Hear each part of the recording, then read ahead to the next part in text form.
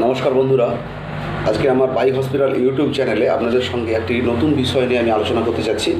যে বিষয়টা হলো যে আমাদের যে সমস্ত বাইক বা স্কুটি রয়েছে, এই সমস্ত বাইকে আমরা কী মোবিল ব্যবহার করব বা আমরা কী মোবিল ব্যবহার করলে আমাদের পারফরমেন্সটা অনেক বেশি পাবো। আমরা কিন্তু বেসিক্যালি কী করে থাকি যে কোনো বন্ধুবান্ধবকে জিজ্ঞাসা করলাম যে কিরে মোবিলটা কীরকম, তো কোন মোবিলটা ভালো, তখন সে একটা কথা বললো যে এই মোবিলটা ঢাললে ভালো, আমি ভালো রেজাল্ট পাচ্ছি।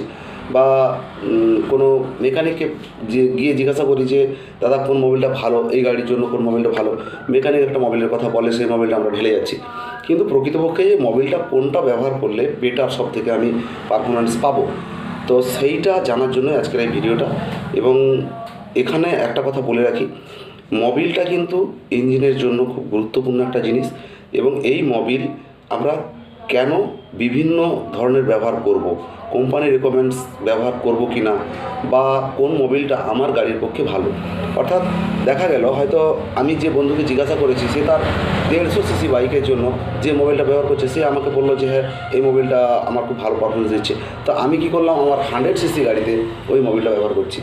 তো চলুন এইটা নিয়ে আজকে ভিডিওটা, এবং ভিডিওটাতে যে জিনিসটা নিয়ে আমি আলোচনা করতে চাচ্ছি, বিভিন্ন মোবিলের কোম্পানির গায়ে লেখা থাকে বিভিন্ন রকম গ্রেড, এই গ্রেড নিয়ে আলোচনা করব আজকে, যাতে আপনাদের মধ্যে পরিষ্কার হয়ে যায় যে এই গ্রেডগুলোর মানে কি। যে বিভিন্ন রকম লেখা থাকে 20W40, API SN কি MA2, হ্যাঁ API SL, JSO2, JSAE, এরকম বিভিন্ন ধরনের যে জিনিসগুলো লেখা থাকে, এইগুলোর কারণ কী বা কী ব্যাপারটা, এটা নিয়ে আজকে আমি পুঙ্খানুপুঙ্খভাবে আলোচনা করব এবং তার সঙ্গে কিছু টিপসও আপনাদেরকে জানিয়ে দেবো। চলুন আর দেরি না করে ভিডিওটা শুরু করা যাক।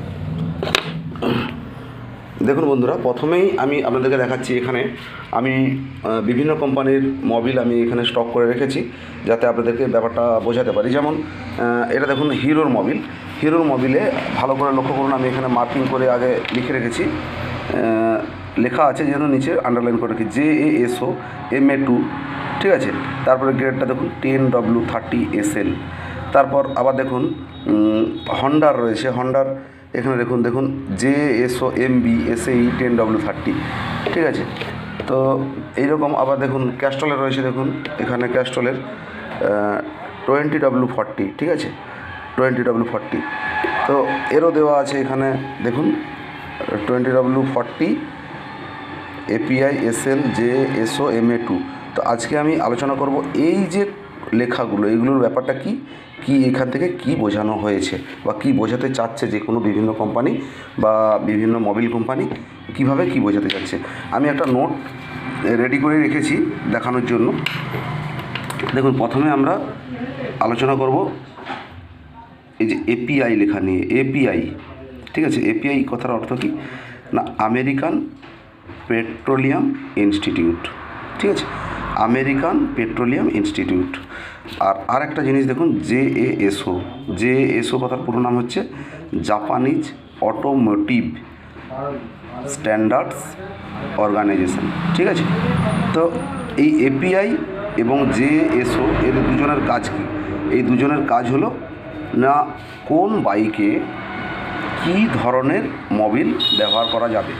তো এই মোবিল ধরুন হিরো তার বাইক বানিয়েছে, বা হন্ডা তার বাইক বানিয়েছে, বাজাজ তার বাইক বানিয়েছে, TVS তার বাইক বানিয়েছে, প্রত্যেকেই কিন্তু এই বাইকগুলোকে এখান থেকে তাদেরকে পারমিশন নিতে হয়েছে যে কোন মোবিলটা এই গাড়ির জন্য খুব বেটার হবে, ঠিক আছে। এটা বোঝাতে পারলাম।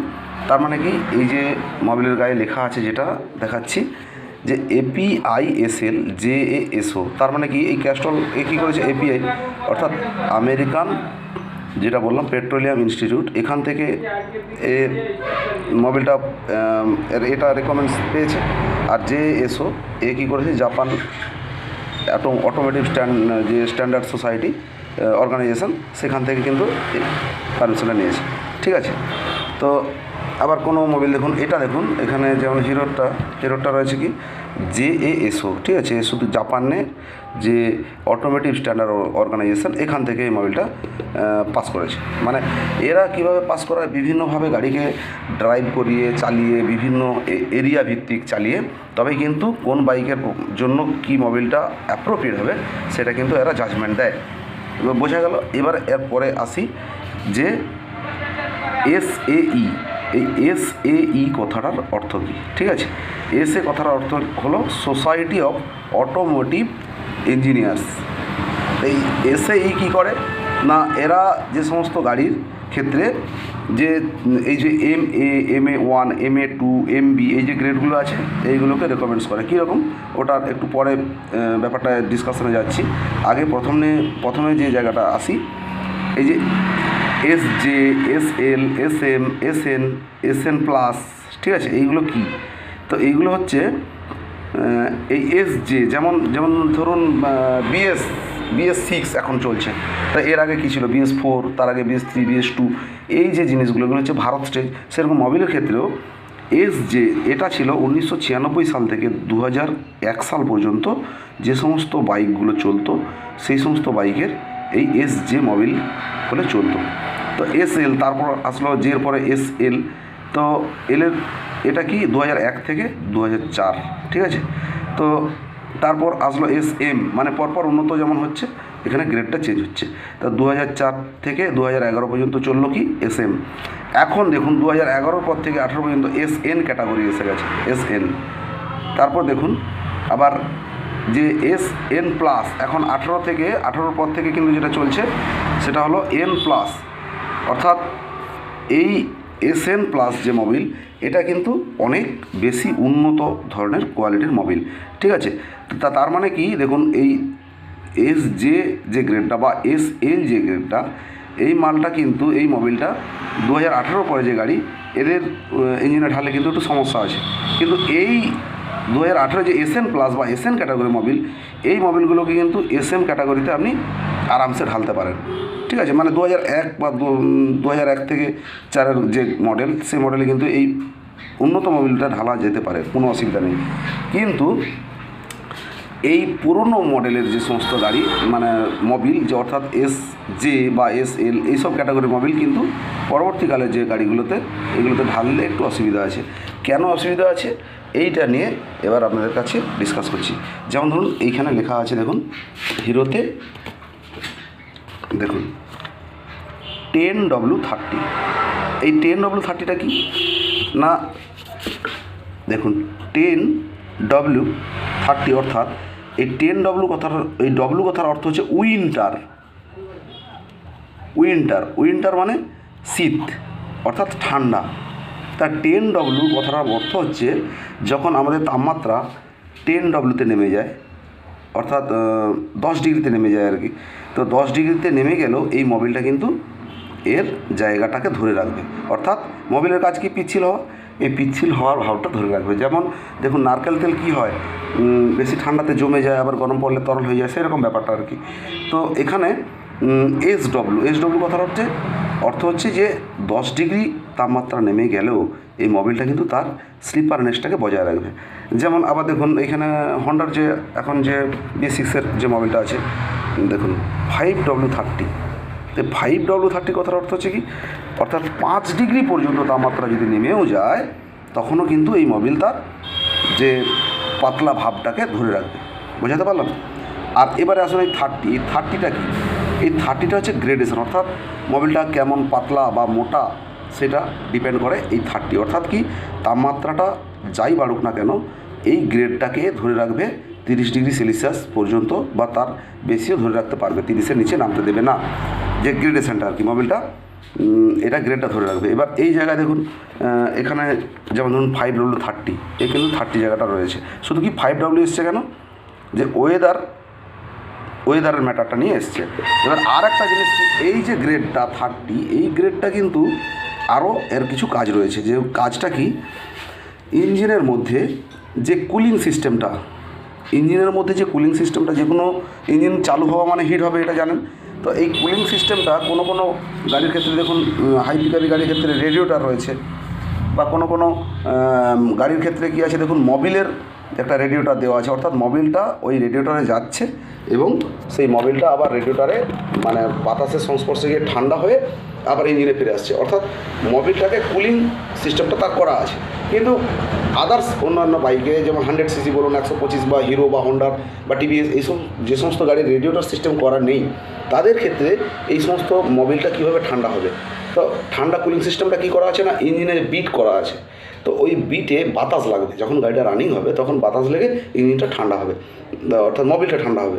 তো এই যে কাজটা, এই কাজটা দেখুন, একটা জিনিস ভেবে দেখুন, যত মোবিলটা পাতলা হবে, অর্থাৎ পাতলা জিনিস তাড়াতাড়ি ঠান্ডা হয়। অর্থাৎ যেমন ধরুন চা, আপনি চা কাপে করে খাবেন আর প্লেটে করে ঢেলে খাবেন, দেখবেন গরম চা, যে চাটা আপনি কাপে খেতে পারছেন না, প্লেটে ঢালার সঙ্গে সঙ্গে খেয়ে নিতে পারবেন। তার মানে কি, অর্থাৎ পাতলা যত হবে সে যত তাড়াতাড়ি গরম হবে তত তাড়াতাড়ি আবার ঠান্ডা হওয়ার সুযোগটা পাবে। তো এই যে এটা একটা ব্যাপার যে ইঞ্জিনটা কুইক ঠান্ডা হবে। তো আরেকটা জিনিস দেখুন, ইঞ্জিনের ভিতর অনেক সূক্ষ্ম সূক্ষ্ম সমস্ত ফুটো করা আছে, যে সমস্ত ফুটো দিয়ে মোবিলটা খুব স্পিডে স্প্রেড করবে। যখনই মোবিলটা আপনি মোটা মোবিল ইউজ করবেন, ধরুন এটা কোম্পানির রেকমেন্ডস আছে 10W30, তো সেই জায়গায় তাতে আপনি 10W50 ঢাললেন, তখন কী হচ্ছে না, 50 গ্রেডের যে মোবিলটা সেটা কিন্তু তুলনামূলক মোটা। তো মোবিলের যে কার্যক্ষমতাটা, যেটা যে সমস্ত ছোটো ছোটো ছিদ্র দিয়ে মোবিলটা স্প্রে হতো, সেই জায়গায় কিন্তু একটু আটকে যাবে। অর্থাৎ মোবিলটা মোটা হওয়ার জন্য সে কিন্তু স্প্রেটা ঠিকমতো করতে পারবে না, বা লুব্রিকেটিংটা কম হবে। তার মানে কি, মোবিলটা আপনি ধরুন 10W30 গ্রেডের যে গাড়িটা কোম্পানি রেকমেন্ডস আছে, সেখানে আপনি 20-40 ঢেলে দিলেন ঠিকই, কিন্তু মোবিলের যে ক্ষতিটা সঙ্গে সঙ্গে আপনি কিন্তু বুঝতে পেরে যাবেন না, যে আজকে মোবিল হারলাম কালকে আমার ইঞ্জিনটা প্রবলেম হয়ে গেল, এরকম বুঝতে পারবেন না। ওটা কী হবে, ধীরে ধীরে তার যে স্প্রেটা হচ্ছে না, ওই ছোটো ছিদ্র দিয়ে স্প্রেটা হচ্ছে না, তা ধীরে ধীরে ইঞ্জিনটা কিন্তু ধীরে ধীরে মানে ক্ষতির দিকে যাচ্ছে, সেটা কিন্তু কুইক সঙ্গে সঙ্গে হয়ে যাচ্ছে না। এই জন্য আমরা আগে থেকে কেউ বুঝতেই পারি না যে আমার মোবিলটা অন্য মোবিল ঢাললে কী ক্ষতি আছে, সেটা কিন্তু সঙ্গে সঙ্গে বোঝা যায় না। আর এই যে ব্যাপারটা, এইটাকে মাথায় রাখতে হবে যে ইঞ্জিনটা কুলিং সিস্টেম। দেখুন আরেকটা জিনিস ভালো করে লক্ষ্য করে দেখবেন, যে আপনি হিরোর বাইক, আমি এখানে কোনো কোম্পানির দোষ দিচ্ছি না, এটা জাস্ট আমার ফিলিংস, আমার মনে হয়েছে। যেমন ধরুন হিরোর 125 সিসির বাইক, যেটা সুপার স্প্লেন্ডার আগের মডেল, যেটা ইঞ্জিনটা 125 সিসির গাড়ি শুয়ে থাকতো, এবং 125 সিসির সাইন গাড়ি ইঞ্জিনটা দাঁড়িয়ে থাকতো। তো দুটো ইঞ্জিনের মধ্যে দেখবেন লং রুটে যখন রান করবেন, লংয়ে, তখন কী হচ্ছে, যে সুপার স্প্লেন্ডার যে সোয়া ইঞ্জিন, এই সোয়া ইঞ্জিনের কিন্তু একটু বেশি কষ্ট হচ্ছে। কেন না, যখন বেশি একটানা চলছে গাড়িটা, হিটটা বেশি হচ্ছে, সেই হিট হওয়ার কারণে কিন্তু ঠান্ডা হওয়ার জায়গাটা দেখুন, শুয়ে যে আছে ইঞ্জিনটা, যে যতটা শুয়ে আছে তার শুধু মাথাটাতে বাতাস লাগছে, যেমন সামনের দিকে গতি দিয়ে যাচ্ছে। আর যখন যে ইঞ্জিনটা দাঁড়িয়ে আছে তার কিন্তু অনেকটা জায়গা নিয়ে ইঞ্জিনটা বাতাস লাগছে। তাহলে কুলিংটা দেখুন কোনটা বেশি হবে, অর্থাৎ যে ইঞ্জিনটা দাঁড়িয়ে রয়েছে তার কিন্তু কুলিং খুব দ্রুত মানে ঠান্ডা হতে পারবে। তো এটা একটা ব্যাপার। দ্বিতীয়ত আরেকটা ব্যাপার হচ্ছে কি, যে পিস্টনের যে রিং বা ইঞ্জিনের যে সমস্ত মেটাল পদার্থ দিয়ে তৈরি হয়, সেগুলোকেও কিন্তু একটা এই মোবিলের সঙ্গে তার সম্পর্ক তৈরি করা আছে। অর্থাৎ যে ইঞ্জিনটা এতটা হিট হলেও আমার এই মেটালগুলো ঠিকঠাক থাকবে, বা ইঞ্জিনটা এত তাপমাত্রা নিচে নেমে গেলেও ওয়েদার, তবু কিন্তু আমার এই মেটালটা ঠিকঠাক থাকবে। অর্থাৎ কি, কোম্পানি তার সেইভাবেই ম্যানুফ্যাকচারিং করেছে যে মোবিলের উপরে ডিপেন্ড করে কিভাবে ইঞ্জিনটা ঠিক থাকবে আমার, এবং বেশি দিন অবধি সার্ভিস পাবে এবং আমার রেপুটেশনটা বাড়বে। তো সেই জায়গায় আমাদের উচিত কি, যে আমি যে কোম্পানির মোবিল ব্যবহার করি না কেন, আমি কোনো কোম্পানির এখানে অ্যাড বা করাতে চাচ্ছি না, ইন্ট্রোডিউস করাতে চাচ্ছি না। আমি চাচ্ছি কি, যে কোম্পানির মোবিল আপনি ঢালুন না কেন, সবসময় লক্ষ্য রাখবেন এবং মনে রাখার চেষ্টা করবেন, যদি আপনার গাড়ি যে কোম্পানির থেকে যে সার্ভিস বুকটা পেয়েছেন সেখানে লেখা থাকে 10W30, তাহলে আপনি 10W30টা ইউজ করবেন। এটা হচ্ছে আপনার সব থেকে বেস্ট। এবার আপনি সে ক্যাস্ট্রলে করতে পারেন, হিরোর করতে পারেন, হোন্ডার করতে পারেন, ওটা ম্যাটার নয়। এবার আপনি নামি কোম্পানি ব্যবহার করুন, সেজন্য ঠিক আছে, কিন্তু দামি কোম্পানি ব্যবহার করুন বা কমা কোম্পানি ব্যবহার করুন, যাই কোম্পানি ব্যবহার করুন না কেন, রেকমেন্ডসটা এটাই রাখবেন যে 10W30 কোম্পানি দিয়েছে, আমি 10W30 ইউজ করবো। 5W30 কোম্পানি রেকমেন্ডস, আমি 5W30 ইউজ করবো, ঠিক আছে। আবার দেখুন বাজাজ করেছে কি, বাজাজের এখানে 20W50, তাহলে অবশ্যই 20W50টাই আপনি ব্যবহার করবেন, সেটা বাজাজের হোক বা যে কোনো কোম্পানির হোক। এটা হচ্ছে আমার মনে হয় এই পারফরমেন্সটা অনেক বেশি পাবেন, এবং আপনি কোনটা ব্যবহার করতে পারবেন বেশি লাভ পাবেন, ওই যে দেখালাম আগে, যে যেখানে এই যে 20 আছে, এটার জায়গায় আপনি 10 করতে পারেন, এটা আপনার লাভ। 50টা কিন্তু বজায় থাক, 50 আমার যেমন আছে বজায় থাক, শুধু এই ঠান্ডার জন্য যে ওয়েদারের ব্যাপারটা, এই ঠান্ডার জন্য এই 20 জায়গায় আপনি 10 ব্যবহার করতে পারেন, এটা কিন্তু আপনার প্রফিট। মানে ঠান্ডা হলেও ইঞ্জিনটা অয়েলটা ঠিক থাকবে। তো এই 50টাকে বজায় রাখার চেষ্টা করবেন, এটা আমার মনে হয়। এবার এর পরে আসি আরেকটা জিনিস, যেটা দেখুন MA1, MA2, MB, এটা কি না MA, এটা হচ্ছে লো ফ্রিকশান, অর্থাৎ ইঞ্জিনের ভিতরে যে ক্লাচ কাজ করে সেই ক্লাচের যে ফ্রিকশান বা ঘর্ষণ বল যেগুলো তৈরি হয় সেই ব্যাপারটা নিয়ে এটা হচ্ছে MA, M1, M2, MB।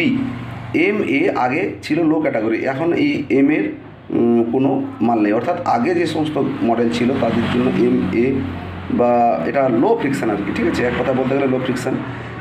MA1 এটা কিন্তু ফ্রিকশান মোটামুটি এর থেকে অনেকটা ভালো। আর MA2 এটা হচ্ছে good friction, good friction. MA2 যেটা হলো MA2, অর্থাৎ ইঞ্জিনের মধ্যে ক্লাচের যে ম্যাটারটা, যেটা ক্লাচ কাজ করে বা স্লিপারনেসের যে ব্যাপারটা, এটা হচ্ছে এই ফ্রিকশান। এগুলো টেস্ট করেই কিন্তু সমস্ত কোম্পানি, এই যে এখানে API বা যে এসও বা SAE, এরা কিন্তু সমস্ত মেনটেন্স করে তারপর এইগুলো কিন্তু দেয়। তো MBটা কি নো ফ্রিকশান, এখানে MBটা গ্রেডটা স্কুটারের জন্য, ঠিক আছে। এই স্কুটারের মধ্যে তো